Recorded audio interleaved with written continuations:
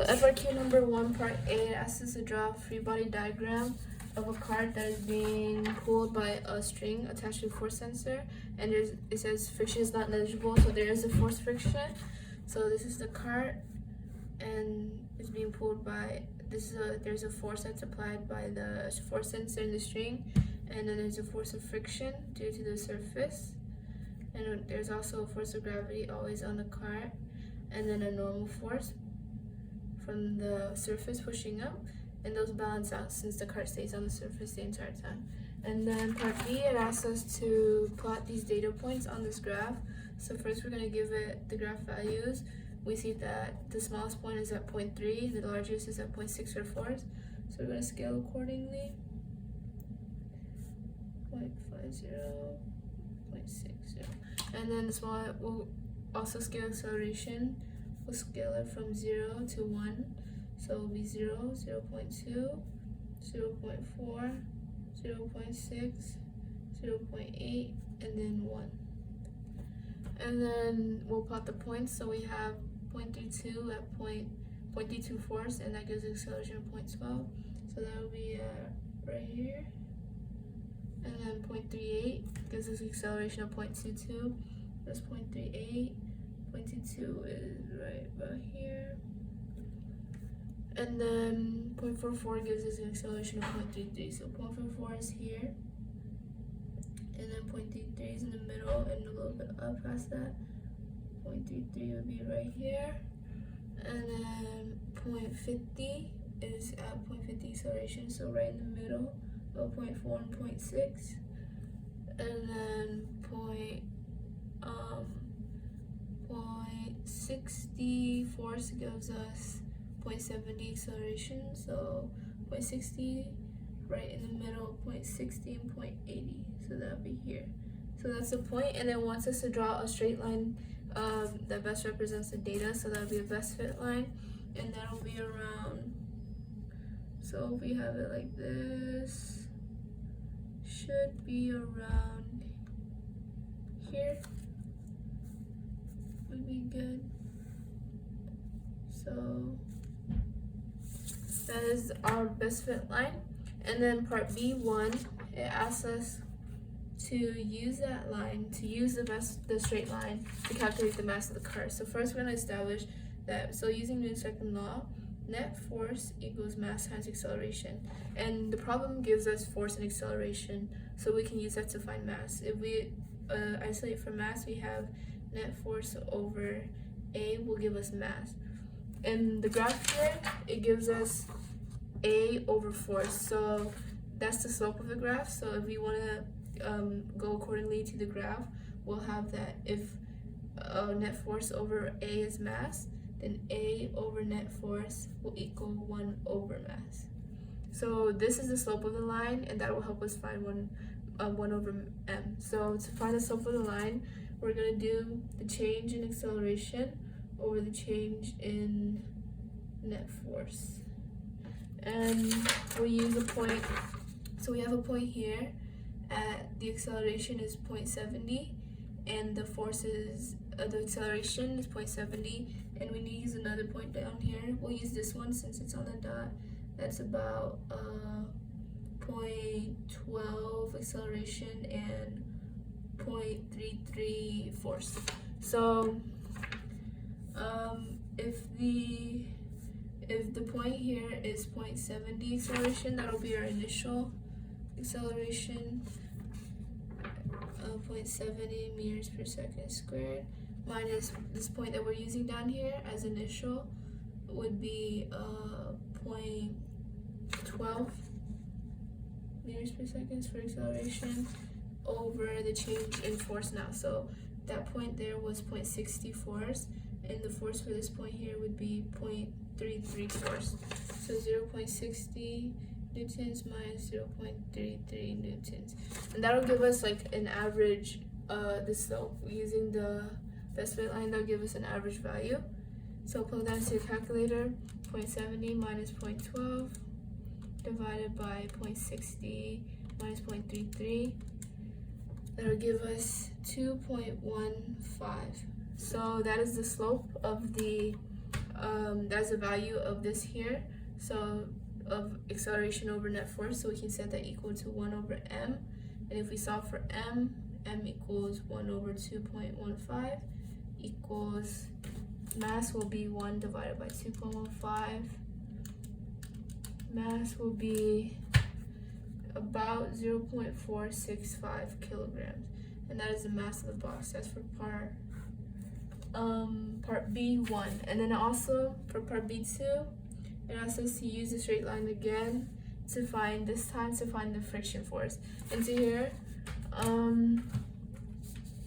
if we go all the way down, let's see, if we continue this graph, because the friction force, we can deduce that it will be on the horizontal axis of this here, because when the friction force and the force sensor equal each other, then acceleration will be 0. So, and when acceleration is 0, that means that we have to find where they equal each other, which would be on the horizontal axis.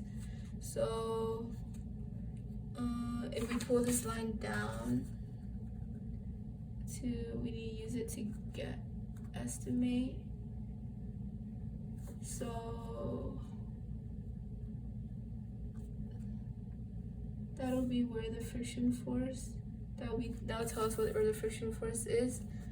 That'll be about 0.27, because if this is 0.3 and then you go back about three squares, that'll be about 0.27.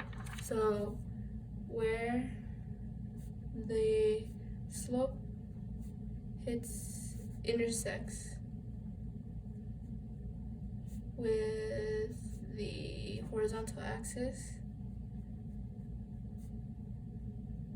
that tells us what our friction force is. Because like if you set up the force equation, it'll be force applied minus force of friction equals ma. And if acceleration is 0, these two have to equal each other, so acceleration is 0. We'll see that acceleration is 0 here, acceleration is 0 here, and the force at that point is 0.02. So force applied, because friction is the constant that we're looking for, so the force applied we estimate to be 0.027 minus what force of friction will equal an acceleration 0, and that'll be 0.27 because you move force of friction to the other side. So force of friction equals 0.027 newtons, and we use that because it was hitting the horizontal axis where acceleration equals 0. So that's part B2, and then part C. We'll use another piece of paper.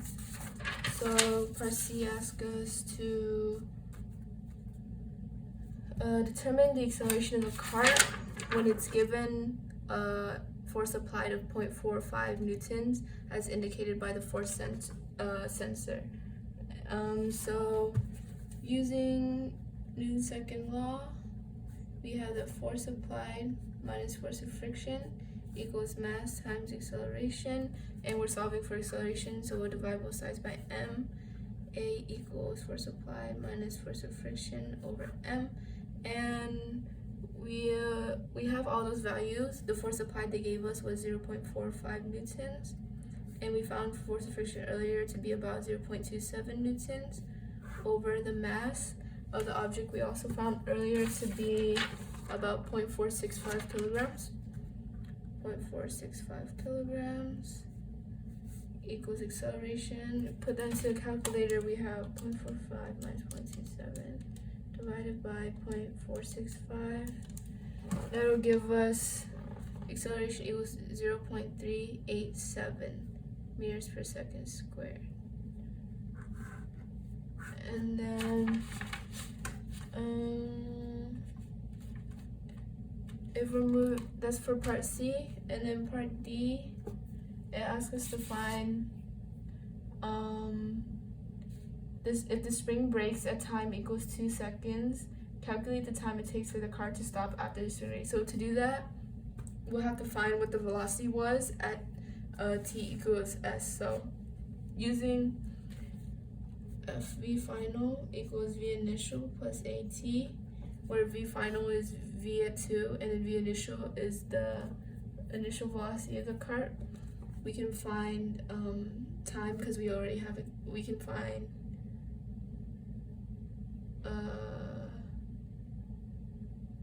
we're trying to find v2, right? So v final is v at 2 in this problem, and v initial is 0 meters per second because the car starts at rest, and then plus acceleration we have to be 0.387 meters per second squared, and the time was, it gives us 2 seconds when the spring breaks. So plug that in, we have 0.387 times 2 equals 0.774 meters per second. That's the velocity at time equals 2. So now it wants us to calculate the time it takes for the car to stop. So again, we can use this formula again, and then because the string broke, we have to find a new acceleration. This time,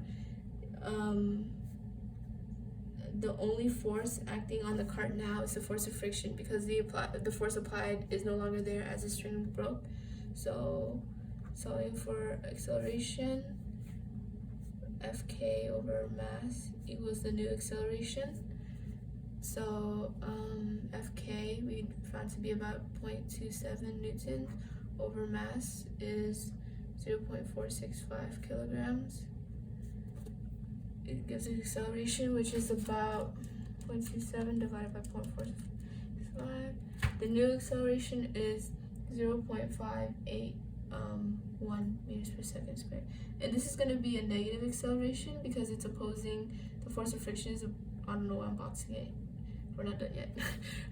It's opposing the motion of the cart. So now we'll set up a new equation. So v final equals v initial plus at, but this time v final is when the car stops, so that's 0 meters per second squared, 0 meters per second, and v initial was the velocity at 2 seconds when the string just broke, which we found to be 0.774 meters per second, and then plus the new acceleration we found that's stopping the motion of the cart, opposing it, is negative 0.581 meters per second squared, and then where t is the variable that we're looking for.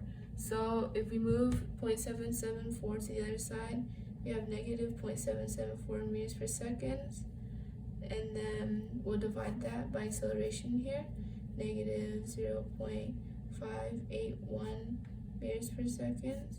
That will give us time, and plug that into the calculator. We have divided 0.581. We'll have time equals about 1.332 seconds. That's part D. And then part E, it asked if it was repeated, but the cart had the same mass but a greater force of friction. Will the slope of the new line be greater than, less than, or equal to the slope of the original line? So it's asking, it told us if this slope, will be the same or different. So earlier we used the slope to find mass, right? So if this is telling us that since mass is the same and the slope is directly related to mass, where slope equals 1 over m. It's a direct relationship, so if the mass remains the same, then slope must also be the same. The slope must also be the same. So it is equal. And that is it for Q1.